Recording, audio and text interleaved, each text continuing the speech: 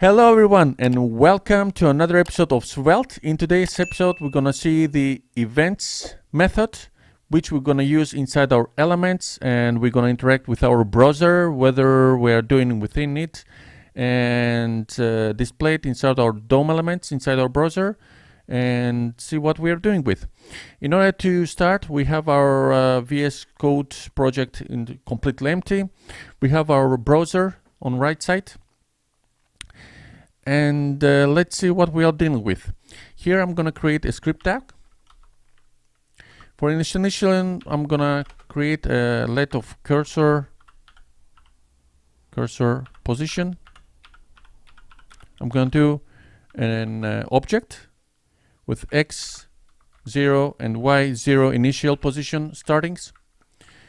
And here I'm gonna do a div completely empty.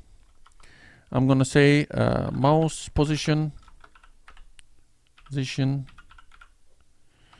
Here I'm gonna do the x-axis, which is our cursor, not cursor. Cursor position. Let's do it. Cursor position of x, and for our y position, y. And cursor position of y. Okay, save it. It is empty, completely empty. Let's take it down and see it better. Nothing is happening, right? I'm gonna have to style a little bit the div and see what we are dealing with. I got the div element. I'm gonna style it a little bit. I'm gonna say cursor pointer, obviously. The width is gonna be 100, view width,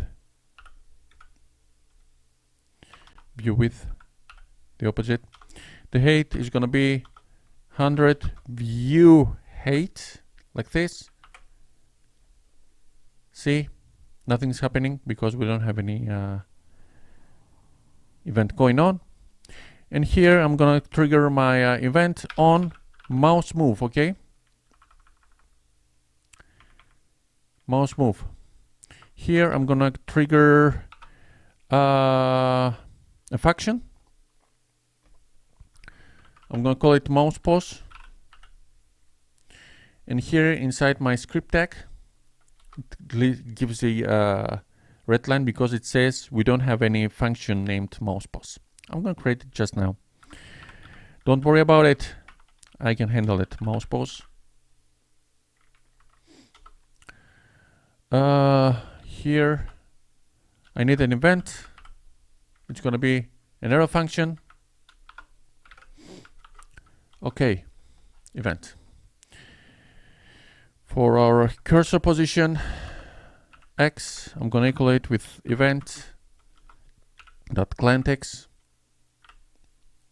client x. Let's save it and see what we are dealing with. You see, as soon as I move inside my div, my x position is displaying inside the screen. And let's also do it for the y position. Y equals to event dot client y. Okay, save it. And here we have our let me do a little bit smaller to see. Can you see it? Okay, this is our first move inside our div. I'm out of the div. As soon as I get inside the div, whoop, it gets the value of our cursor position. That's the first option, how we can deal with event with inside an element with a function. But we have a second option for this. We can do it also with inline event. We're gonna see what we are doing here. Let's do it. I'm going to leave this function. Okay.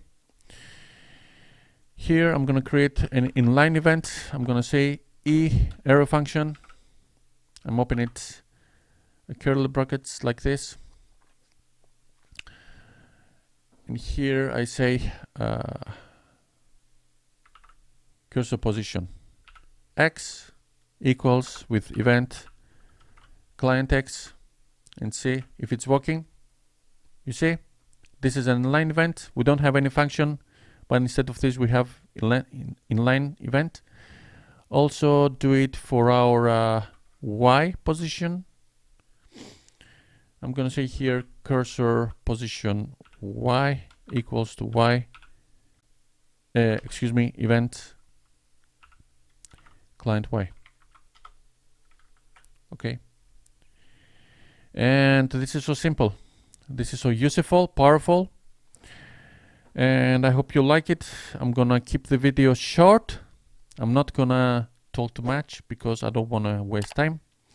Thanks for watching me. If you're not subscribed to my channel, please subscribe and like this video in order to reach more audience. I need more audience. I'm a new channel. What can I do? I love you all, and I will see you in the next episode.